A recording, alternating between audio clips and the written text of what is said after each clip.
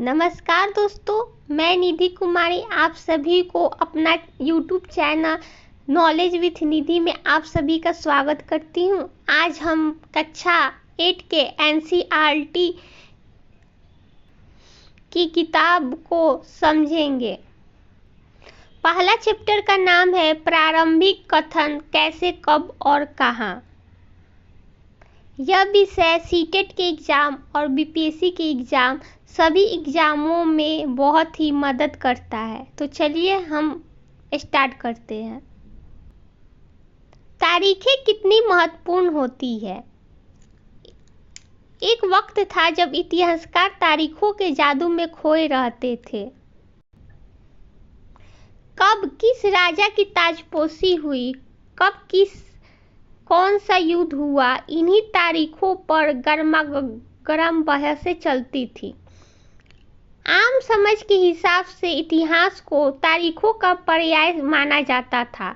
आपने भी लोगों को ये कहते हुए सुना होगा कि तारीखों तो बहुत उबाऊ है भाई, बस तारीखें रटते चले जाओ। यह क्या इतिहास के बारे में यह धारणा सही है?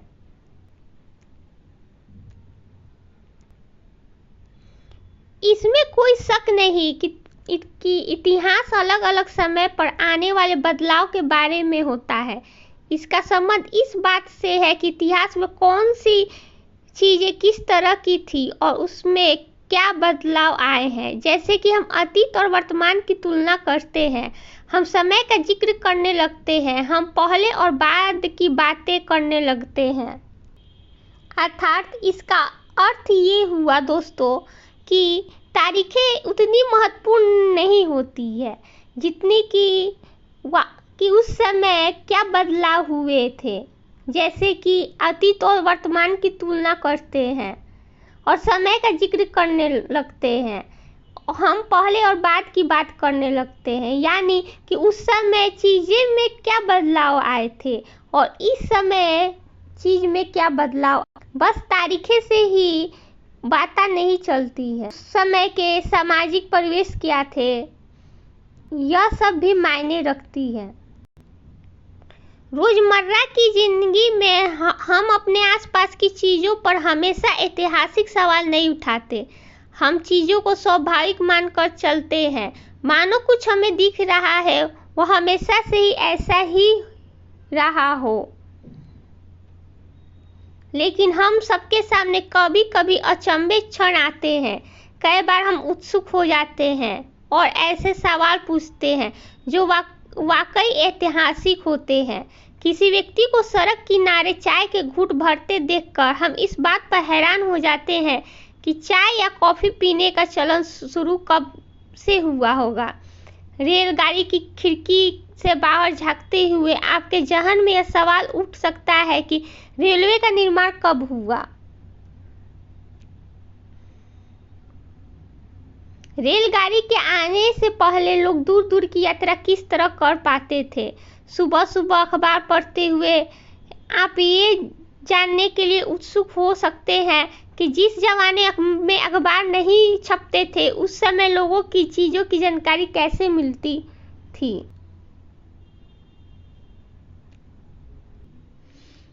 यहाँ हम चित्र 1 में हम देख सकते हैं कि ब्राह्मण ब्रिटानिया को शास्त्र भेंट कर रहे हैं। जेम्स रेनेन द्वारा तैयार किए गए पहले नक्शे का आवरण चित्र 1782 रॉबर्ट क्लाइव के रेनेल को हिंदुस्तान के नक्शे तैयार करने का काम सौंपा था।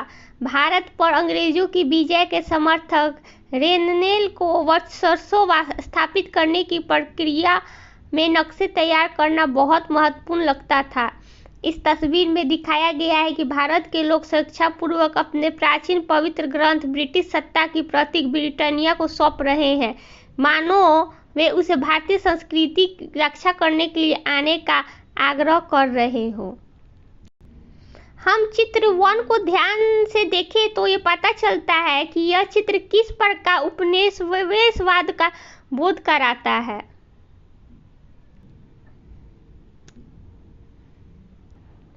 लिप्टन टी विज्ञापनों से भी पसंद नापसंद तय होती है। पुराने विज्ञापनों से हमें यह समझने में मदद मिलती है कि नए उत्पादों के लिए बाजार किस तरह हुआ करते थे और किस प्रकार नई रुचियां चलन में आई। 1922 में लिप्टन चाय के लिए तैयार किया गया यह विज्ञापन इस बात की ओर संकेत करता है कि दुनिया भर के शाही लोग यही चाय पीते हैं। इस तस्वीर में पीछे की तरफ एक भारतीय महल दिखाई दे रहा है, जबकि अगले हिस्से में ब्रिटेन की रानी विक्टोरिया का तीसरा बेटा राजकुमार आर्थर घोड़े पर बैठा हुआ है। राजकुमार आर्थर को ड्यूक ऑफ कॉर्नवॉल की पदवी दी गई थी।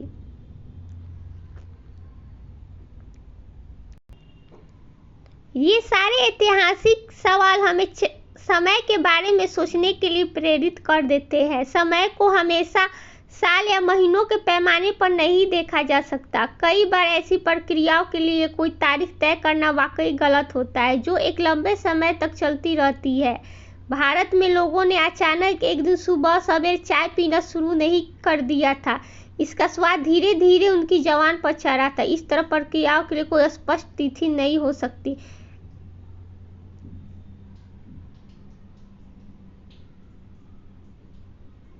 इसी तरह ब्रिटिश शासन की स्थापना के लिए कोई भी एक तिथि नहीं बता सकते। राष्ट्रीय आंदोलन किस दिन शुरू हुआ था, अर्थव्यवस्था या समाज में किस दिन बदलाव आए, यह बताना भी संभव नहीं है। ये सारी चीजें एक लंबे समय में घटती है। ऐसे में हम सिर्फ एक अवधि की बात कर सकते हैं, एक लगभग सही अवधि के बारे में बता सकते हैं जब वे खास बदलाव दिखाई देने शुरू हुए होंगे। तो फिर लोग इतिहास को तारीखों से जोड़कर क्यों देखते हैं? इस जुड़ाव की एक वजह है। एक समय था जब युद्ध और बड़ी बड़ी घटनाओं के ब्यौरों को ही इतिहास माना जाता था। यह इतिहास राजा महाराजाओं और उन्हीं नीतियों के बारे में होता था। इतिहासकार ये लिखते थे कि कौन सा साल राजा को ताज पहनाया गया, किस साल उनका विवाह हुआ, किस साल उनके घर बच्चा पैदा हुआ, कौन से साल उनको कौन सी लड़ाई लड़ी, वो कब मारा, उसके बाद वो कब शासक गद्दी पर बैठा। इस तरह घटनाओं के लिए निश्चित तिथि बताई जा सकती है और इस तरह के इतिहासों में तिथियों का महत्व बना रहता है। जैसा कि पिछले 2 साल की इतिहास की किताबों में आपने देखा है, अब इतिहास का बहुत सारे दूसरे मुद्दों और दूसरे सवालों के बारे में लिखने लगे हैं। मैं इस बात का ध्यान देते हैं कि लोग किस तरह अपना रोजी रोटी चलाते थे, वे क्या पैदा करते थे और क्या खाते थे, शहर कैसे बने और बाजार किस तरह फैले, किस तरह रियासतें बनी, नए विचार पनपे और संस्कृति समाज किस तरह बदले। पहले के जो इतिहासकार थे वो तारीखों को महत्वपूर्ण मानते थे। जो आजकल के इतिहासकार हैं वो सभी मुद्दों पर ध्यान देते हैं, जैसे कि उस समय लोगों की रोजी रोटी क्या थी, वो क्या खाते थे, कैसे वो शहर विकसित किए, तमाम चीज़ों को ध्यान रखते थे। उनकी संस्कृति क्या थी, उनके रीति रिवाज क्या थे। आगे चलते, कौन सी तारीखें? कुछ तारीखों को महत्वपूर्ण मानने का पैमाना क्या होता है?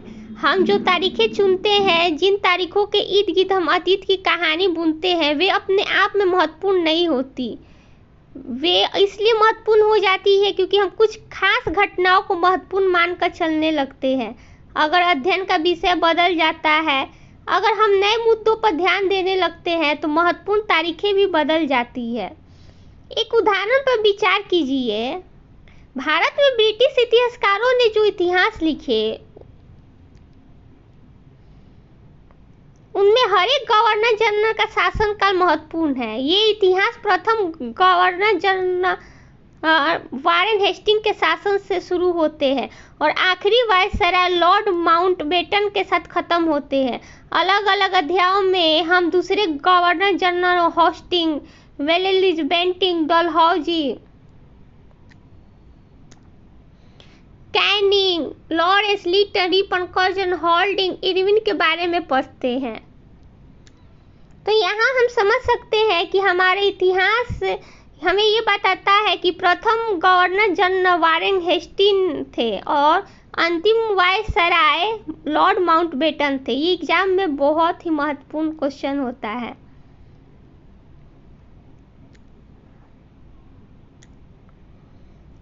हम इतिहास में गवर्नर जनरल और वायसराय को कभी न खत्म होने वाला सिलसिला ही छाया रहता था।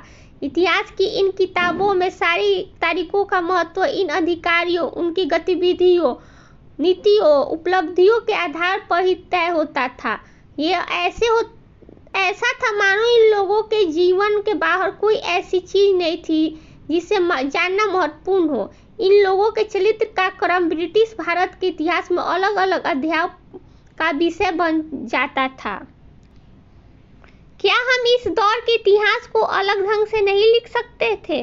गवर्नर जनरलों के इस इतिहास के चौखटों में हम भारतीय समाज के विभिन्न समूहों और वर्गों की गतिविधियों पर किस तरह ध्यान दे सकते हैं? जब हम इतिहास या कोई कहानी लिखते हैं तो उसे टुकड़ों या अध्यायों में बांट देते हैं। हम ऐसा क्यों करते हैं? ऐसा इसलिए किया जाता है ताकि हर अध्याय में कुछ सामंजस्य रहे। इसका मकसद कहानी को इस तरह सामने लाना होता था कि उस समय आसानी से समझा जा सके और याद रखा जा सके। इस प्रक्रिया में हम सिर्फ उन घटनाओं पर जोर देते हैं उस कहानी को पेश करने में मददगार होती है जो इतिहास गवर्नर जनरलों के जीवन के इर्द गिर्द चलता है। उसमें भारतीयों की गतिविधियों का कोई मायने नहीं रखती, इनके लिए वहाँ कोई जगह नहीं होती। तो फिर क्या किया जाए? जाहिर है हमें इस इतिहास का एक अलग खाका बनाना पड़ेगा। इसका मतलब यह है कि अब तक जिन तिथियों को महत्व दिया जा रहा था वे महत्वपूर्ण नहीं रहेगी। हमारे लिए नई तिथियां महत्वपूर्ण हो जाएगी। हम यहाँ दे सकते हैं चित्र 3 में वारेन हेस्टिंग्स 1773 में पहले गवर्नर जनरल बने। इतिहास की किताबों में गवर्नर जनरल के कारनामों, जीवनों में उनकी गौरव गाथाओं और तस्वीरों में उनके भव्य व्यक्तित्व को उभारा जाता था। पहले के जो इतिहासकार थे वे अंग्रेजों को इस तरह से प्रदर्शित करते थे, उन्हीं के गौरव गाथाओं और तस्वीरों को लिखते थे, उन्हीं को अंग्रेजों को ही महत्वपूर्ण बताते थे। आगे चलते हैं। हम अवधियां कैसे तय करते हैं?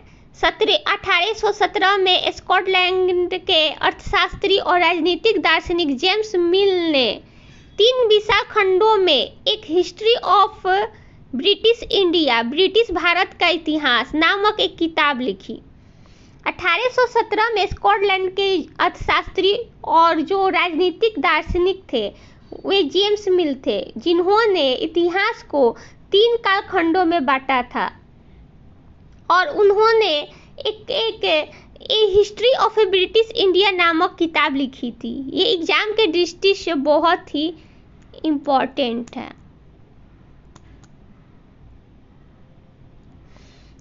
ये अक्सर एग्जाम में पूछे जाते हैं। इस किताब में उन्होंने भारत के इतिहास को हिंदू, मुस्लिम और ब्रिटिश, यानी जेम्स मिल जो ब्रिटिश इतिहासकार थे उन्होंने इतिहास को 3 भागों में बांटा, हिंदू, मुस्लिम और ब्रिटिश।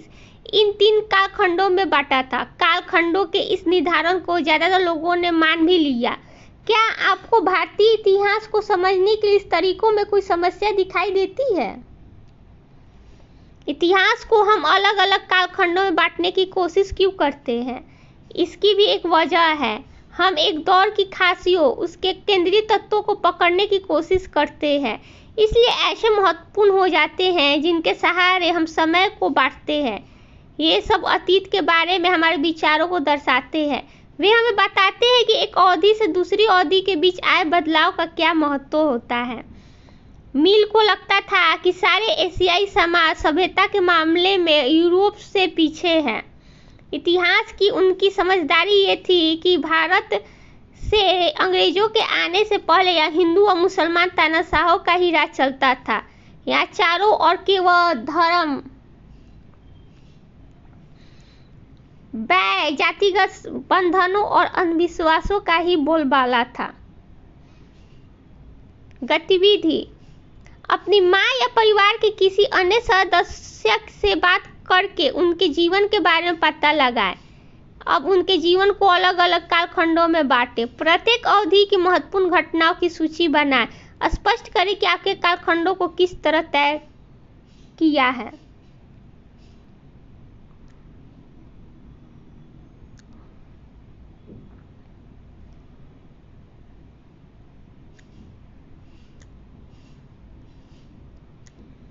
मिल की राय में ब्रिटिश शासक भारत को सभ्यता की राह पर ले जा सकता था। इस काम के लिए जरूरी था कि भारत में यूरोपीय शिष्टाचार, कला, संस्थानों और कानूनों को लागू किया जाए। मिल ने तो यहाँ तक सुझाव दिया था कि अंग्रेजों को भारत के सारे भूभाग पर कब्जा कर लेना चाहिए ताकि भारतीय जनता को ज्ञान और सुखी जीवन प्रदान किया जा सके। उनका मानना था कि अंग्रेजों की मदद के बिना हिंदुस्तान प्रगति नहीं कर सकता। इतिहास की इस धारणा में अंग्रेजी शासक प्रगति और सभ्यता का प्रतीक था। अंग्रेजी शासक से पहले सारा अंधकार का दौर था। क्या इस तरह की धारणा को स्वीकार किया जा सकता है? क्या इतिहास के किसी दौर को हिंदू मुसलमान दौर कहा जा सकता है? क्या इस सारे दौरों को कई तरह के धर्म एक साथ नहीं चलते थे? किसी युग को केवल उस समय के शासकों के धर्म हिसाब से तय करने की जरूरत क्या है? अगर हम ऐसे करते हैं तो इसका मतलब क्या कहना चाहते हैं कि औरों के जीवन और तौर तरीकों को महत्व नहीं होता था? हमें याद रखना चाहिए कि प्राचीन भारत में सारे शासकों का भी एक धर्म नहीं होता था। पहले का जो इतिहासकार था वो इन सब बातों पर ध्यान नहीं देते थे। अंग्रेजों द्वारा सुझाए गए वर्गीकरण से अलग हटकर इतिहासकार भारतीय इतिहास को आमतौर पर प्राचीन, मध्यकालीन और आधुनिक काल में बांटकर देखते हैं। इस विभाजन की भी अपनी समस्याएं हैं। इतिहास को इन कालखंडों में बांटने की यह समझ भी पश्चिम से आई है। इतिहास पश्चिम में आधुनिक काल को विज्ञान, तर्क, लोकतंत्र, मुक्ति और समानता जैसे आधुनिकता की ताकतों के विकास का युग माना जाता है। उनके लिए मध्यकालीन समाज से वे समाज थे जहां आधुनिक समाज की विशेषताएं नहीं थी। क्या हम अपने अध्ययन के लिए आधुनिक काल की इस अवधारणा को बिना सोचे विचारे ऐसे ही अपना सकते हैं जैसा कि हम इस किताब में देखेंगे? अंग्रेजों के शासन में लोगों के पास समानता, स्वतंत्रता या मुक्ति नहीं थी, ना ही यह आर्थिक विकास और प्रगति का दौरा था। बहुत सारे इतिहासकार इस युग को औपनिवेशिक युग कहते हैं। यहाँ ध्यान देने वाली बात है कि जैसा कि आप इस किताब में देखें, अंग्रेजों के शासन काल में लोगों के पास समानता, जैसा आप इस किताब में देखेंगे, अंग्रेजों के शासनकाल लोगों के पास समानता, स्वतंत्रता या मुक्ति नहीं थी, ना ही ये आर्थिक विकास और प्रगति का दौरा था। बहुत सारे इतिहासकार इस युग को औपनिवेशिक युग कहते हैं। औपनिवेशिक क्या होता है, चलिए हम समझते हैं। इस किताब में आप पढ़ेंगे कि किस तरह अंग्रेजों ने हमारे देश को जीता और स्थानीय नवाबों और राजाओं को दबाकर अपना शासन स्थापित किया। आप देखेंगे कि किस तरह उन्होंने अर्थव्यवस्था और समाज पर नियंत्रण स्थापित किया, अपने सारे खर्चों को निपटाने के लिए राजस्व वसूल किया, अपनी जरूरत की चीज़ों को सस्ती कीमत पर खरीदा, निर्यात के लिए महत्वपूर्ण फसलों की खेती कराई। इन सारी कोशिशों के कारण क्या बदलाव आए? आप ये भी जानेंगे कि ब्रिटिश शासन के कारण यहाँ की मूल मान्यताओं और पसंद नापसंद, रीति रिवाज, तौर तरीकों में क्या बदलाव आए। जब एक देश पर दूसरे देशों के दबदबे से इस तरह के राजनीतिक, आर्थिक, सामाजिक और सांस्कृतिक बदलाव आते हैं तो इस प्रक्रिया को औपनिवेशीकरण कहा जाता है। औपनिवेशीकरण क्या होता है? जब एक देश पर दूसरे देश के दबदबे से इस तरह के राजनीतिक, आर्थिक, सामाजिक और सांस्कृतिक बदलाव आते हैं तो इस प्रतिक्रिया को औपनिवेशीकरण कहते हैं। इस बात को हम समझ गए।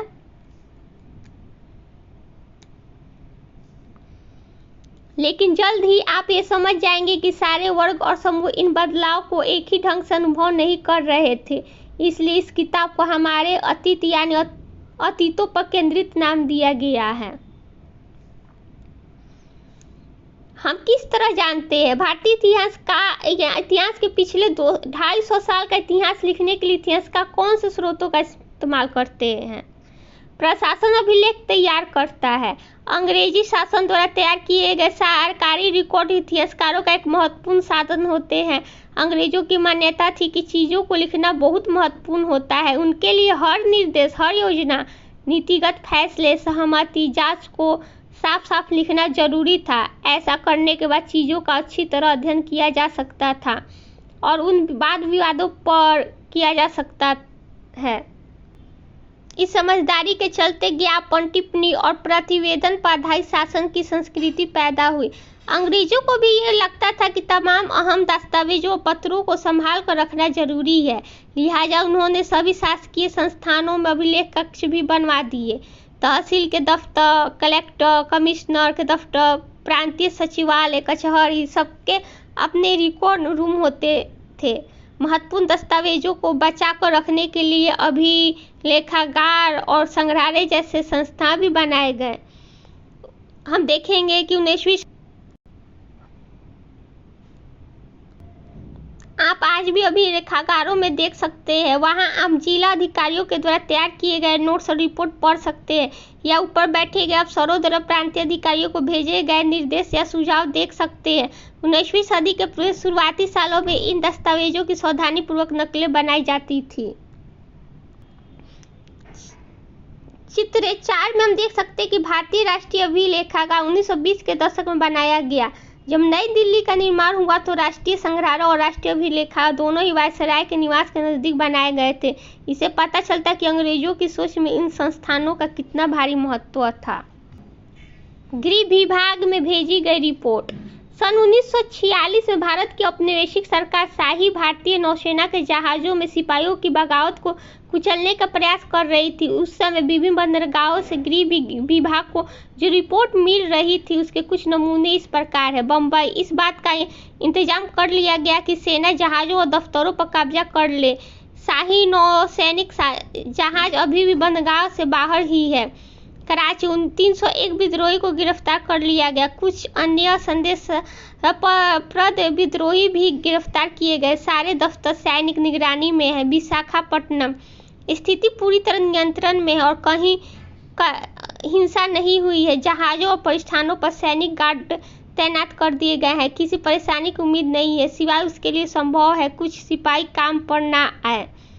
Director of intelligence headquarter India commando situation report संख्या 7।